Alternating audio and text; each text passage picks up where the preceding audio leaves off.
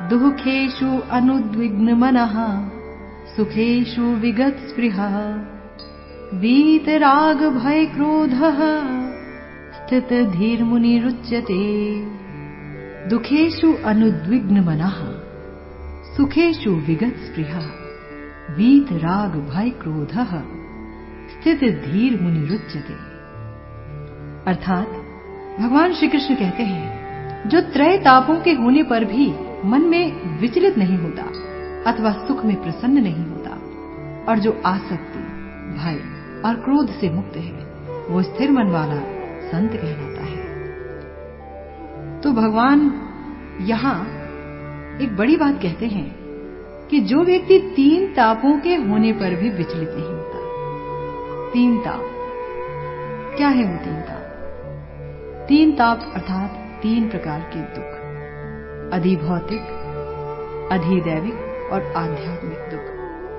अधिभौतिक दुख उसे कहते हैं जब कोई जीव आपको दुखी कर जाए, कोई दूसरी आत्मा, कोई जीव आत्मा आपको दुखी कर जाए किसी भी तरह से। कोई जानवर आपको काट ले, या आपका बॉस आपको डांट दे, या आपके परिवार में कोई आपका उत्पीड़न करे, आपको सताए, तो आप अधिभौतिक दुख के शिकार हुए कहे जाते हैं। दूसरा दुख है अधिदैविक दुख, यानी नेचुरल कैलामिटीज, यानी कि जब कोई भूस्खलन आ जाए, भूकंप आ जाए, या फिर बाढ़ में कोई फंस जाए, या कोई और प्राकृतिक आपदा आप पर पड़ जाए, तो कहा जाता है कि आप अधिदैविक दुख से दुखी हैं और ये दुख मिलते हैं। आप देखिए, आप नहीं चाहते कि अकाल पड़े, लेकिन कई बार बरसात नहीं होती, सूखा पड़ जाता है, किसानों को अपनी जमीनें बेचनी पड़ती हैं, उन्हें शहर जाना पड़ता है जहां वो अपनी रोजी रोटी कमा रहे थे अपनी जमीन पर, और वो एक खुशहाल जिंदगी व्यतीत कर रहे थे। वो सब त्याग कर उन्हें मजदूरी करनी पड़ती है शहरों में जाकर, और छोटी छोटी झुग्गियों में रहना पड़ता है जहां पर वो सांस भी नहीं ले सकते। ये अधिदैविक दुख है। अधिदैविक दुख, प्राकृतिक आपदाओं से वो बेघर हो गए, या किसी ने एक बहुत बड़ी बिल्डिंग बनाई, बहुत बड़ी बिल्डिंग बनाई, उसमें सारे ऐशो आराम जुटा लिए, और अचानक अभी सुबह के 5 बज रहे हैं और वो अभी सो ही रहे थे कि अचानक भूकंप आया और वो बिल्डिंग धराशायी हो गई। तो ये अधिदैविक दुख है। इन दुखों को आप रोक नहीं सकते, लेकिन जब आपने शरीर धारण किया है तो ये दुख आपको झेलने ही पड़ेंगे। अधिभौतिक दुख भी आपको झेलने ही पड़ेंगे। और तीसरा दुख होता है आध्यात्मिक दुख, वो दुख जो आपके अंदर से उपजते हैं।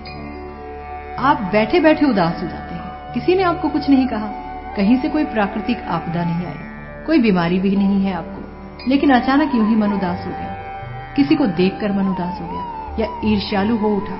ये सारे जो विकार हैं जो आपके मन से उपजते हैं, उनके द्वारा जो आपको दुख मिलता है उसे आध्यात्मिक दुख कहते हैं। तो भगवान कहते हैं जो इन तीनों तापों के होने पर भी विचलित नहीं होता, ऐसा व्यक्ति बड़ा मुश्किल से मिलेगा आपको कि जिसे दुख मिले लेकिन वो फिर भी विचलित ना दिखे। कोई उसे गाली दे दे मगर उसे कोई कष्ट ना हो इस बात से, कोई उसे मारे तो भी वो इसे सहन कर ले, विचलित ना हो। ऐसा व्यक्ति बहुत मुश्किल से देखने में आता है।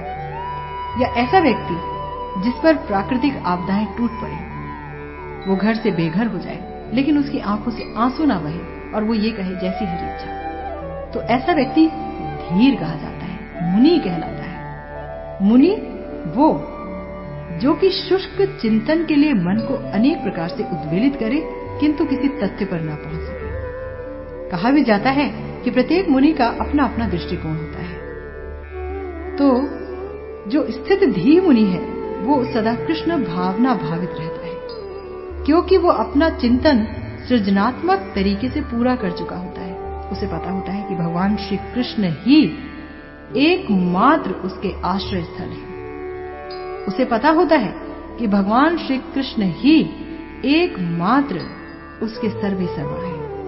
उसे पता होता है कि भगवान श्री कृष्ण ही एकमात्र उसके अवलंब है।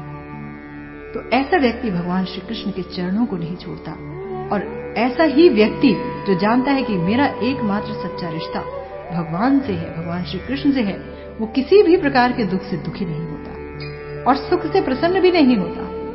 आप भौतिक जिंदगी में देखेंगे कि जितने भी लोग आपको मिलते हैं वो जरी सी खुशी से बड़े खुश हो जाते हैं। पता चला कि किसी को वेतन में 500 रुपए बढ़ गए तो उसकी खुशी का ठिकाना नहीं रहता कि मैं बहुत खुश हूं, मुझे इतना मिल गया। या किसी के बच्चे के A ग्रेड आ गए या A+ आ गए तो वो बहुत दमकने लगता है खुशी से। किसी के बच्चे के 99% नंबर आ गए तो उसकी खुशी का तो ठिकाना ही नहीं। तो इस तरह से जो सुख में बहुत सुखी हो जाए ऐसा व्यक्ति मुनि नहीं कहलाता और स्थित धी तो कभी भी नहीं कहलाता। तो भगवान यहां कहते हैं कि जो व्यक्ति आसक्ति, भय और क्रोध से मुक्त है, सुख से विचलित नहीं होता, दुख से विचलित नहीं होता, 3 प्रकार के तापों से विचलित नहीं होता, वो स्थिर मन वाला संत कहलाता है।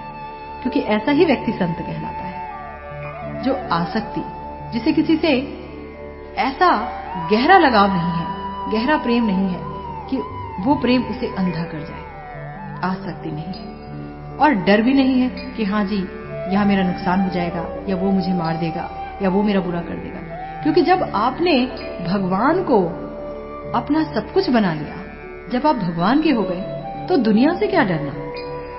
तो संत व्यक्ति कभी भी किसी से नहीं डरता और क्रोधित वो कभी होता नहीं, क्योंकि वो भगवान के प्रेम में इतना खोया रहता है तो उसे क्रोध आने की संभावना नहीं होती। क्योंकि क्रोध तब उत्पन्न होता है जब आपकी कामनाएं तुष्ट ना हो, पूरी ना हो, तो क्रोध उत्पन्न होता है। आपने सोचा कुछ, हो कुछ गया तो क्रोध उत्पन्न होता है।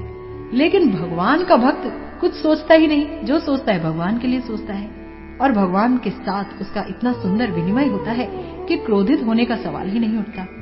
तो भगवान का भक्त स्थित धी ही कहलाता है, अर्थात स्थिर मन वाला कहलाता है। एक आम आदमी को यदि कष्ट मिले, तीनों ताप मिले, तो वो इसका कसूर भगवान को देता है, भगवान को दोषी ठहराता है, हे भगवान तूने ये क्या किया।